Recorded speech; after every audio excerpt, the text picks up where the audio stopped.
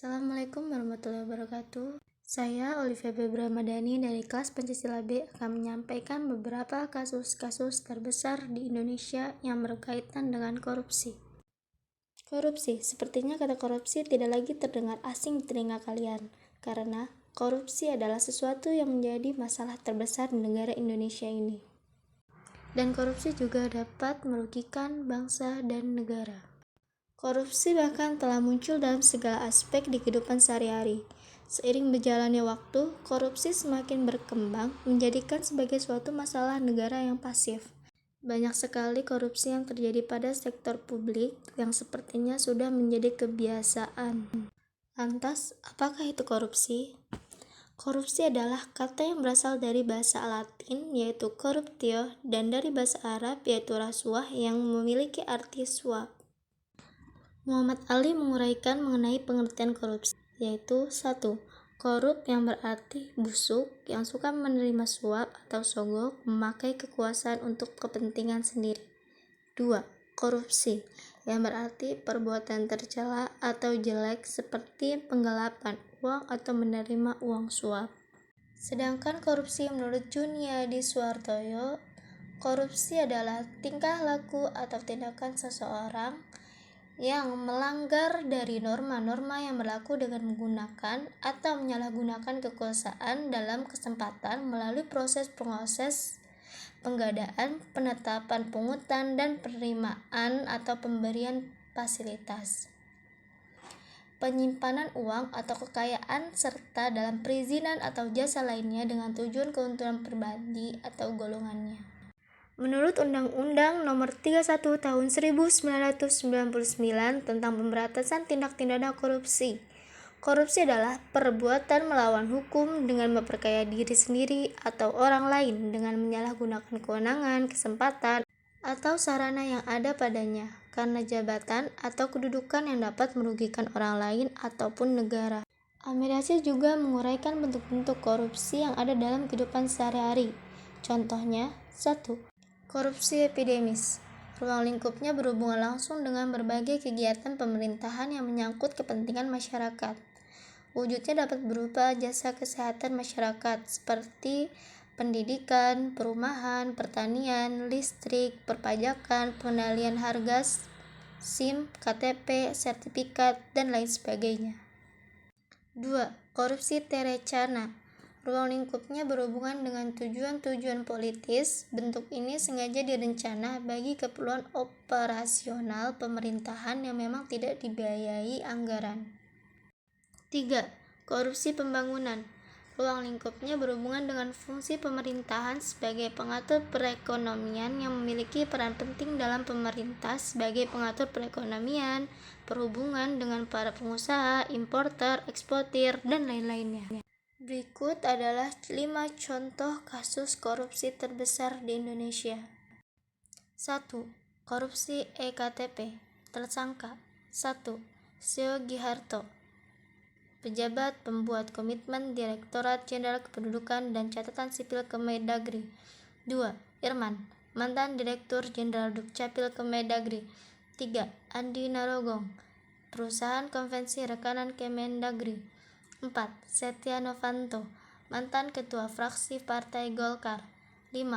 Markus Nari, politikus Partai Golkar. 6. Anang Sugiana Sudiharjo, Dirut PT Quadra Solution. Kronologi.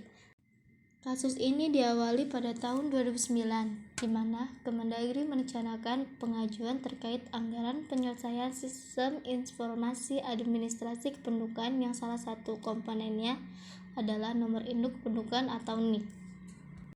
Proyek EKTP ini merupakan salah satu upaya yang dilakukan untuk memperbaiki sistem data kependudukan di Indonesia, sehingga pemerintah menargetkan agar proyek EKTP ini dapat diselesaikan pada tahun 2013.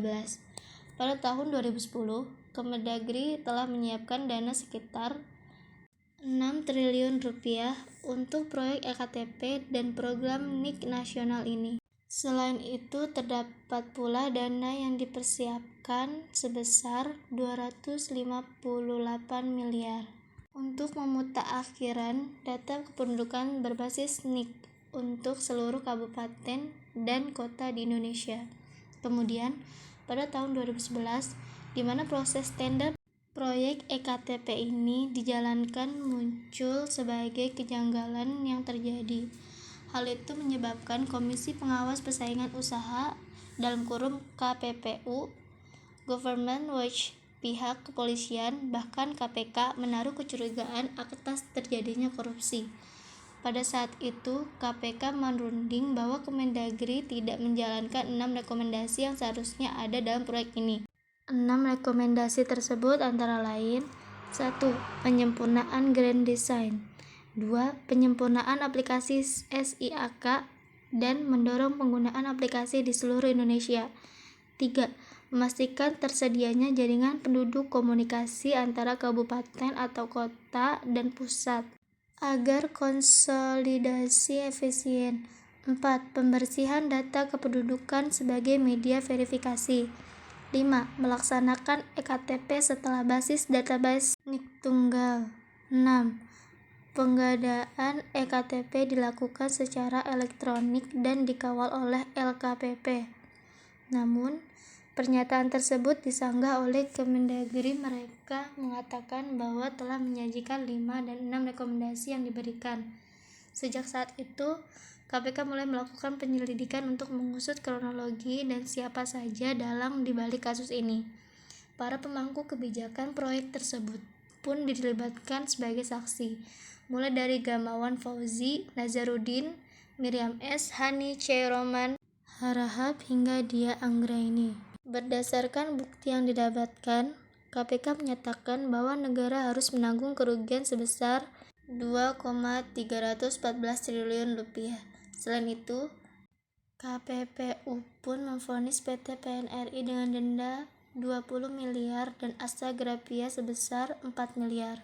Setelah melakukan penyelidikan lebih lanjut, pada tanggal 22 April 2014, KPK menetapkan Soegiharto, pejabat pembuat komitmen Direktorat Jenderal Kependudukan dan Catatan Sipil Kemendagri, sebagai tersangka pertama.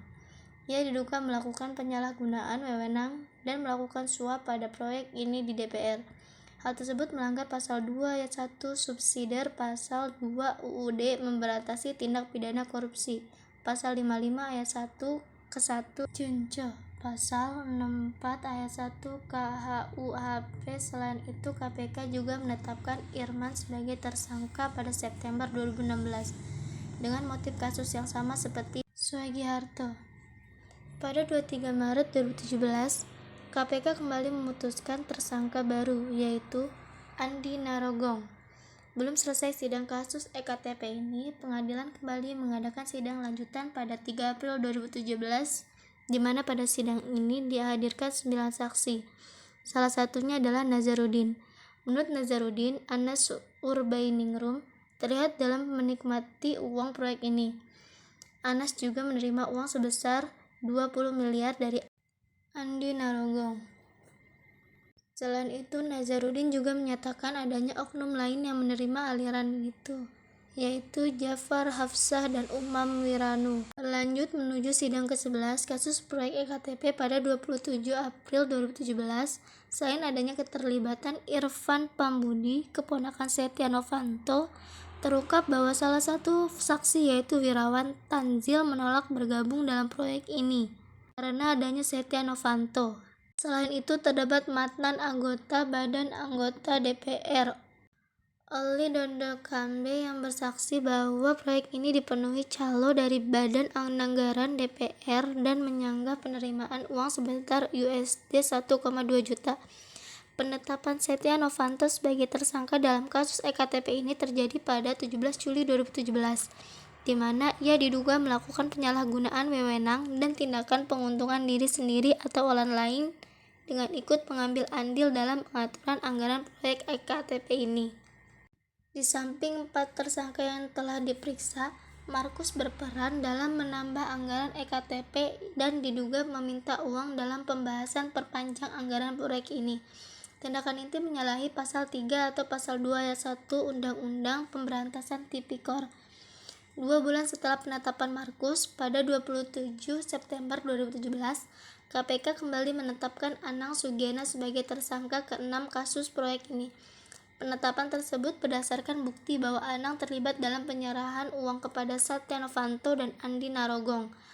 Hal tersebut melanggar pasal 2 ayat 1 subsriber pasal 3 UUD nomor 20 tahun 2001 tentang pemberantasan tipikor serta junto pasal 55 ayat 1 ke 1 KUHP.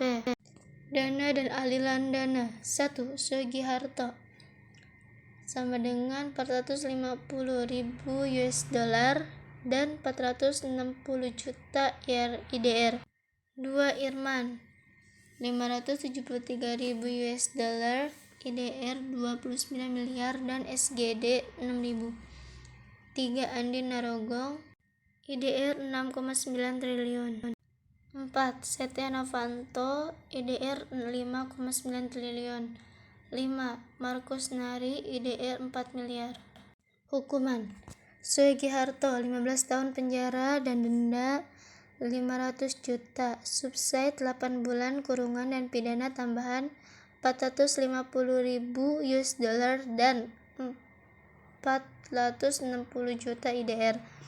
2. Irman 15 tahun penjara dan denda 500 juta, subsidi 5 bulan kurungan dan pidana tambahan USD 500.000 dan IDR 1 miliar. 3. Andi Narogong 13 tahun penjara dan denda 1 miliar, uang pengganti IDR 1,1 miliar dan USD 2,5 juta. 4. Setia Novanto 15 tahun penjara dan denda Rp 500 juta, subsidi 3 bulan kurungan serta uang pengganti USD 7,3 juta dan dicabut hak politik selama 5 tahun. 5. Markus Nari segera dilakukan proses persidangan.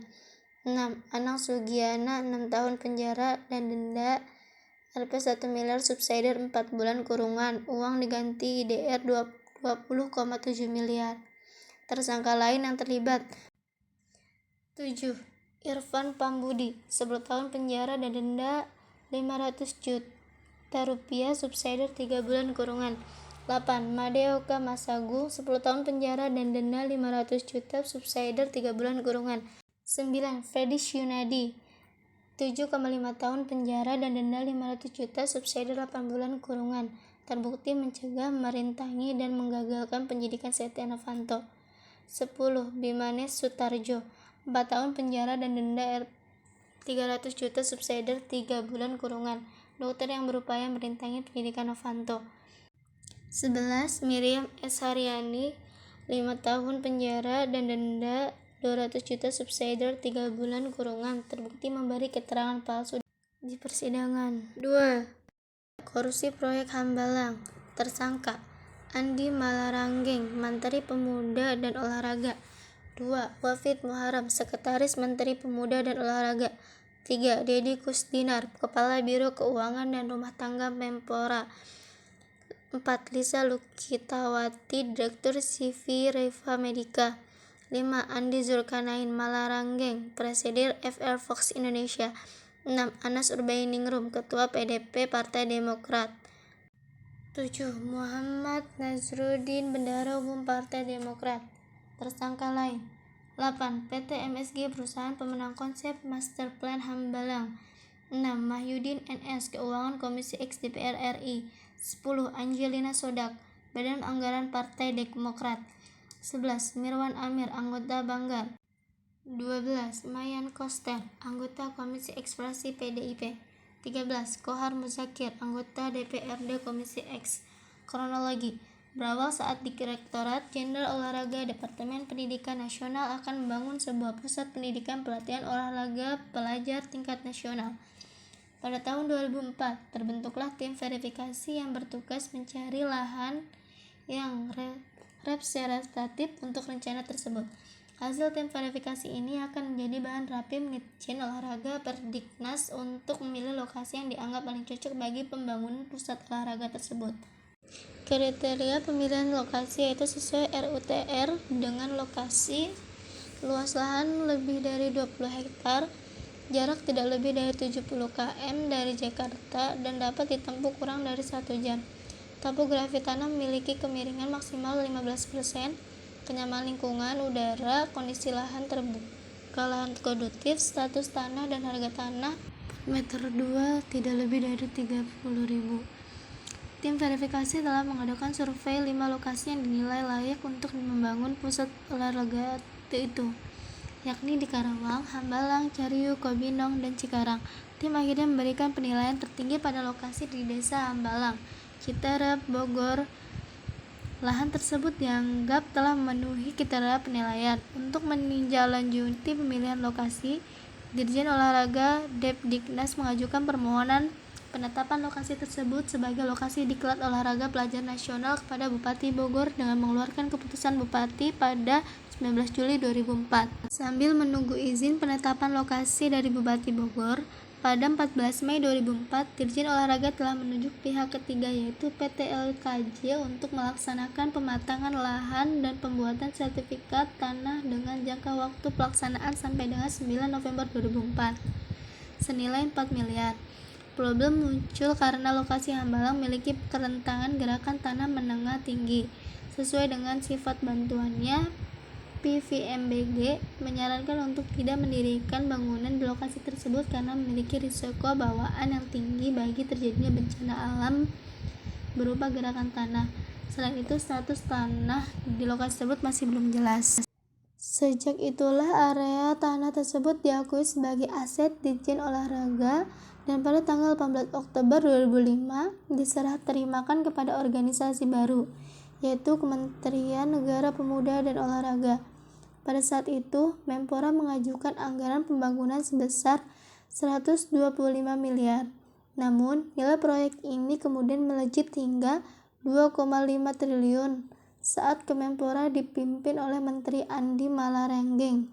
Selain itu, beliau juga menyampaikan bahwa usulan tersebut merupakan bagian rencana pembangunan Bukti Hambalang Sentul. Sejak tahun 2009 sampai 2010, Kementerian Keuangan dan DPR menyetujui alokasi anggaran sebagai berikut. 1. APBN murni 2010 terbesar 125 miliar telah diajukan pada 2009. 2. APBNP 2010 terbesar 150 miliar rupiah. 3. Pagu definitif APBN murni 2011 sebesar 400 miliar. Pembangunan ini direncanakan selesai pada 31 Desember 2012. Dana dan aliran dana. Muhammad Nazarudin, IDR 10 miliar. PT Adikarya, IDR 21 miliar. 3. Anas Urbaningrum, IDR 5,3 miliar dan USD 36.070. 4. Wafik Muharram, IDR 6,5 miliar. 5. Mahyuddin NS, IDR 500 juta. 6. Adi Rusman Daud, IDR 500 juta. 7. Deddy Kusdinar, IDR 1,1 miliar. 8. Angelina Sodak, IDR 2,5 miliar dan USD 1,2 juta. Hukuman: 1. Angelina Sodak 10 tahun penjara dan denda 500 juta. 2. Andi Malarenggeng 4 tahun penjara dan denda 200 juta. 3. Anas Urbaningrum 8 tahun penjara. 4. Nazarudin 7 tahun penjara. 3. Covid dana bantuan sosial. Tersangka: 1. Juliari Batubara, Menteri Sosial. 2. Hari Sidabuke. 3. Matius Joko Santoso, pejabat pembuat komitmen Kemensos. 4. Ardian Iskandar Mardanaja. 5. Adi Wahyono, pejabat pembuat komitmen Kemensos. Kronologi: menurut KPK, kasus ini bermula ketika adanya program pengadaan bantuan sosial penanganan COVID-19 berupa paket sembako di Kemensos pada tahun 2020 silam. Dana yang dikeluarkan sekitar 5,9 triliun dengan total 272 kontrak dan dilaksanakan 2 periode. Juliari sebagai Menteri Sosial saat itu menunjuk Mateus dan Adi sebagai pejabat pembuat komitmen dalam melaksanakan proyek tersebut. Setiap paket bansos fee yang telah disepakati sebesar 10.000 per paket sembako dari 300.000 per paket bansos. Pada bulan Mei hingga November 2020, Mateus dan Adi membuat kontrak dengan beberapa supplier sebagai rekanan diantaranya Ardian, Im, dan Hari Sidabuke. serta PT RPI menunjukkan PT RPI diketahui oleh Juliari. Saat pelaksanaan bansos periode pertama, diduga diterima fees senilai 12 miliar yang pembagiannya diberi secara tunai oleh Matius kepada Juliari dan Adi. Diduga total suap yang diterima Juliari sebesar 8,2 miliar. Pada periode kedua, pelaksanaan paket bansos terkumpul fee dari Oktober hingga Desember 2020 sekitar 8,8 miliar. Hal tersebut tentunya melanggar pasal 12 huruf A atau 12 huruf B atau 11 UU nomor 31 tahun 1999 tentang pemberantasan tipikor. Dana dan aliran dana. 1. Juliari IDR 32,48 miliar. 2. Hari Sidabuke 1,9 juta paket bansos. Hukuman: Juliari 12 tahun penjara dan denda 500 juta uang pengganti 14,5 miliar dan hak politiknya dicabut selama 4 tahun. 2. Hari 4 tahun penjara dan denda 100 juta. 3. Adi Wahyono 7 tahun penjara dan denda 350 juta, subsidiar 6 bulan penjara.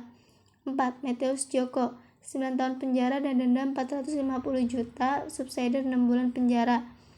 5. Ardian I 4 tahun penjara dan denda 100 juta, subsidiar 4 bulan penjara. 4. Korupsi PT Asabri. Tersangka 1. Adam Rachmat Damiri, mantan Direktur Utama PT Asabri. 2. Sony Wijaja, mantan Direktur Utama PT Asabri. 3. Bakhtiar Effendi, Direktur Keuangan PT Asabri periode Oktober 2008 sampai Juni 2014.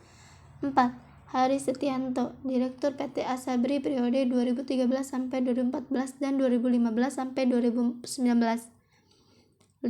Heru Hidayat, Direktur PT Trada Alam Minera. 6. Lukman Purnomo Sidi, Dirut PT Prima Jaringan. 7. Jimmy Sutopo, Dirut Jakarta Emiten Investor Relation.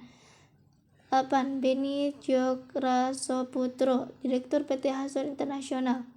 Kronologi: berawal ketika Direktur Utama, Direktur Investasi, dan Direktur Keuangan serta Kadif PT Asabri bersepakat dengan pihak luar yang buka konsultan investasi untuk membeli atau menukar saham dalam portofolio PT Asabri.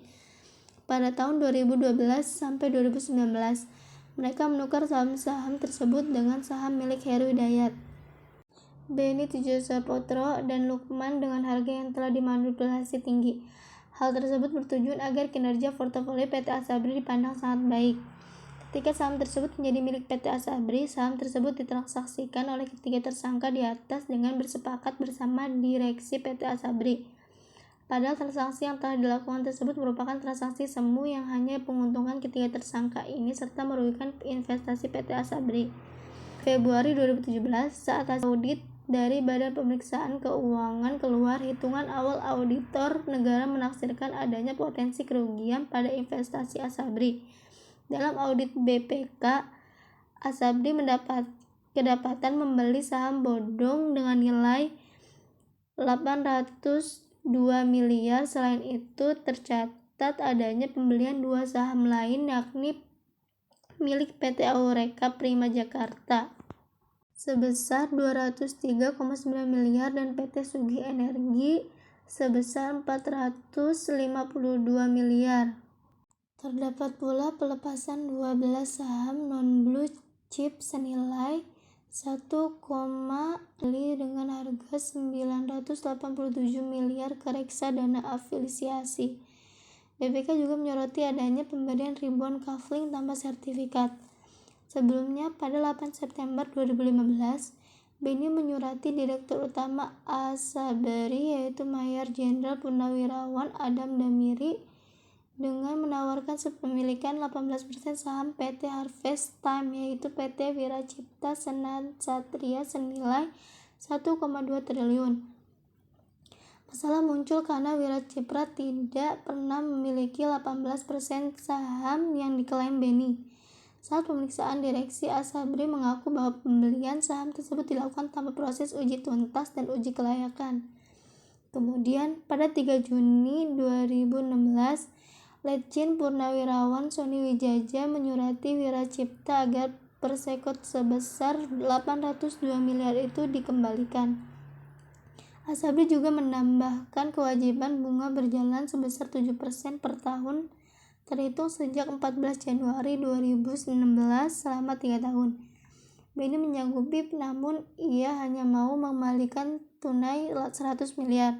Sisanya dipenuhi dalam bentuk aset kafling siap bangunan di Serpong Kencana. Perusahaan itu masih menunggak 732 miliar.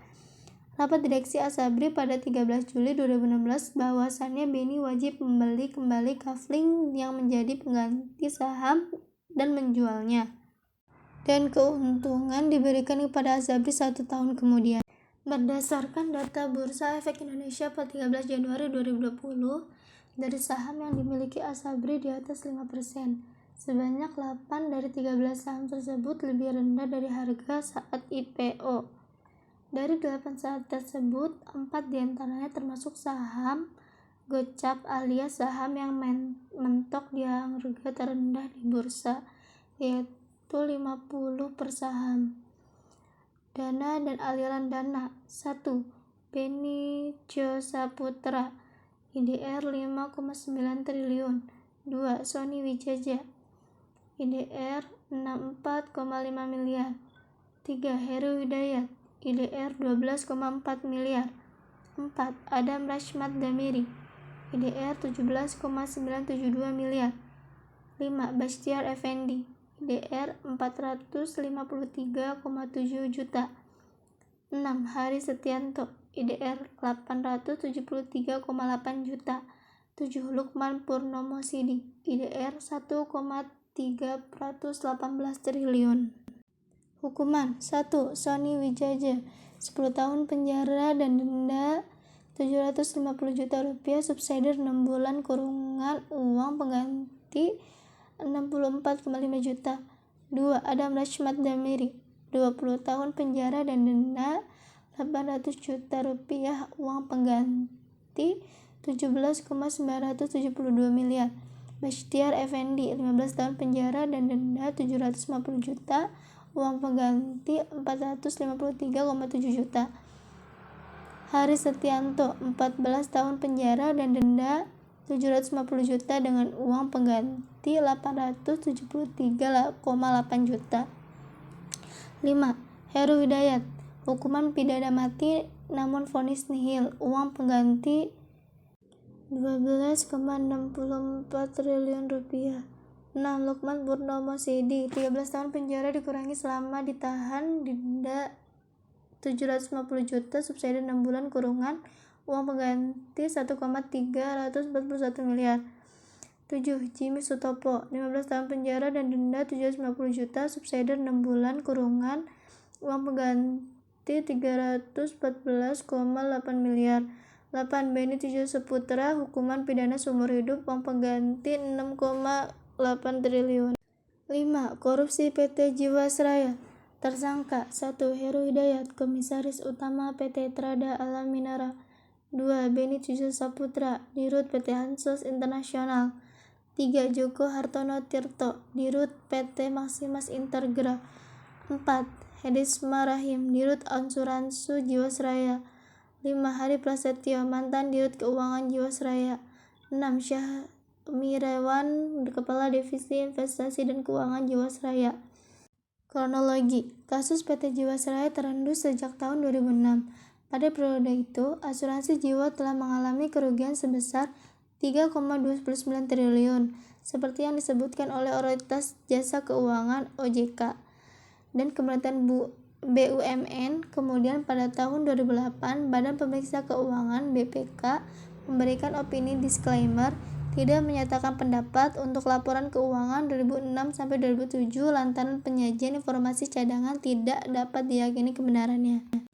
Defisit perseroan semakin lebar, yakni 5,7 triliun pada 2008 dan 3,3 triliun pada 2009. Lalu pada tahun 2010 sampai 2012, Jiwasraya melanjutkan skema reasuransi dan mencatat surplus sebesar 1,3 triliun pada akhir 2011. Namun, Kepala Biro Perasuransian Isa Rashmawarta menyatakan metode asuransi merupakan penyelesaian sementara terhadap seluruh masalah. Sebab, keuntungan operasi dari asuransi hanya mencerminkan keuntungan semu dan tidak memiliki keuntungan ekonomis. Oleh sebab itu, pada tahun 2012, Isa Rashmawan menolak permohonan perpanjangan asuransi yang disebabkan oleh laporan keuangan pada tahun 2011 tidak mencerminkan angka yang wajar. Pada tanggal 18 Desember 2012, Bapepam LK memberikan izin produk JS Protection Plan untuk dipasarkan melalui kerjasama dengan bank. Di tengah permasalahan keuangan pada tahun 2014, Jiwasraya justru menjadi sponsor untuk klub sepak bola asal Inggris Manchester City. Pada November 2018, pemegang saham menunjuk Hesana Trisasongko Jiwasraya sebagai Direktur Utama penggantian Asmawi Syam. Hesana mengungkap Jiwasraya membutuhkan dana sebesar 32,89 triliun untuk memenuhi rasio solvabilitas RBC 110%. Tak hanya itu, aset perusahaan tercatat hanya sebesar 23,26 triliun, sedangkan kewajibannya mencapai 50,5 triliun. Akibatnya, ekuitas Jiwasraya negatif sebesar 27,24 triliun. Sementara itu, liabilitas dari produk JS Saving Plan yang bermasalah tercatat sebesar 15,75 triliun. Pada November 2009, Kementerian BUMN di bawah kepemimpinan Erick Thohir mengaku melaporkan indikasi terjadinya kecurangan di Jiwasraya ke Kejaksaan Agung. Hal itu dilakukan setelah pemerintahan melihat secara rinci laporan keuangan perusahaan yang dinilai tidak transparan. Kementerian BUMN juga mensinyalir investasi Jiwasraya banyak diletakkan pada saham-saham bodong. Akhirnya, pada bulan Desember 2019, penyidikan kejagungan terhadap kasus dugaan korupsi Jiwasraya menjemput dan meninggalkan prinsip sehati-hatinya dalam berinvestasi. Jaksa Agung Esti Burhanuddin bahkan mengatakan Jiwasraya banyak menempatkan 95 dana investasi 6 pada aset-aset berisiko. Imbasnya, Komisi Pemberantasan Korupsi KPK turut memantau perkembangan penanganan kasus pradugaan korupsi di balik defisit anggaran Jiwasraya. Dana dan aliran dana. 1. PT Pool Advista Asset IDR 2,142 triliun. 2. PT Dana Wibawa IDR 1,555 triliun dan IDR 472 miliar. 3. PT Financial Persada IDR 1,815 triliun. 4. PT Prospesta Asset IDR 1,297 triliun. 5. PT Treasure Fund IDR 1,216 triliun. 6. PT Carvana Capital IDR 706 miliar. 7. PT Oso Management IDR 521,1 miliar. 8. PT MNC Asset IDR 480 miliar. 9. PT Sinarmas Asset IDR 77 miliar. Hukuman. 1. Heru Hidayat penjara seumur hidup dan denda 5 miliar, subsidiar 1 tahun penjara, uang mengganti 10,7 triliun. 2. Beni Cokro Saputra penjara seumur hidup dan denda 5 miliar, subsidiar 1 tahun penjara, uang pengganti 6 triliun. 3. Joko Hartono Tirto penjara seumur hidup dan denda 1 miliar, subsidiar 6 bulan penjara. 4. Hedisman Rahim 20 tahun penjara dan denda 1 miliar, subsidiar 6 bulan penjara. 5. Hari Prasetyo penjara seumur hidup dan denda 1 miliar, subsidiar 6 bulan penjara. 6. Syahwirma 18 tahun penjara dan denda 1 miliar, subsidiar 6 bulan penjara. Sekian dari saya, kurang lebihnya mohon maaf. Wassalamualaikum warahmatullahi wabarakatuh.